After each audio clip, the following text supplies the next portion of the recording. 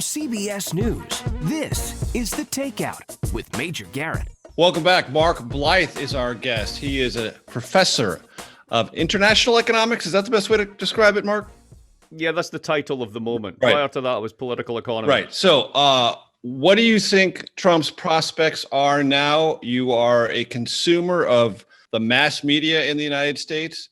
You know the mass media, my network included, it has its own polling data, says, well, Trump's an underdog, possibly decidedly so. Yeah, that's the conservative way of putting it. I'd be a little bit more effusive. I think that Trump has got a lot more left than people give him credit for. Here's why. So I looked up some numbers before we had this conversation because I wanted to make sure I got it right. So there are 87 million people, according to 2018 numbers, who fit the description of the American working class, specifically the white working class. So let's just take all the women out of this, half it. Let's say there's 40 million, 45 million white working class men. So let's start with the data. Those are the people who, even though their numbers are shrinking every year, since 2012, they're voting more.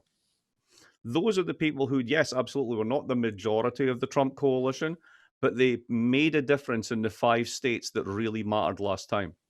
And crucially, when it comes to rallies, when it comes to identification, that's who Trump signals to.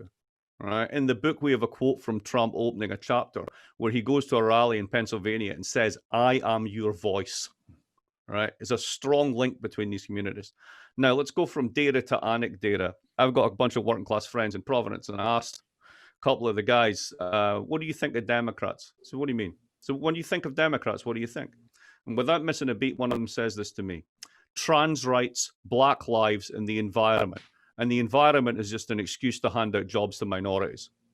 Now, these men are not overwhelmingly conservative or ideological or anything. I said, well, why do you think that? It says the Democratic Party don't care about people like us. They don't design policies for people like us. Fact number 3, I posted this on Twitter several months ago. Somebody did an analysis of where the Democrats and the Republicans get their activists, where do they get their analysts, where do they get their pollsters, where do they get the people that constitute the party. Basically, the Democrats are Ivy League plus, by which I mean you might get as far as Berkeley. They draw from an incredibly small talent pool. They all know each other, they all talk to each other, and they have, as far as I can figure out, very, very limited contacts, possibly through what's left of American unions, into those working class communities to get their side of the message across.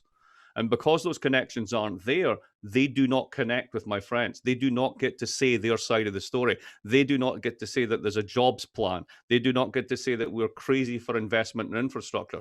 All the things that Trump still has a monopoly on, pretending at least that that's what he cares about for these people.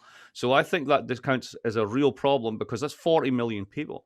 Now, they're not all going to vote for Trump, but it's very hard to build a winning electoral coalition without them. And what the Democrats have eventually done is to try and do that. So do you think Democrats are setting themselves up for another 2016 surprise and crushing defeat? Not crushing defeat, but I think it's going to be closer. And what that's going to allow Trump to do is to throw as much sand in the wheels as possible, to start with claims about fraud and falsification.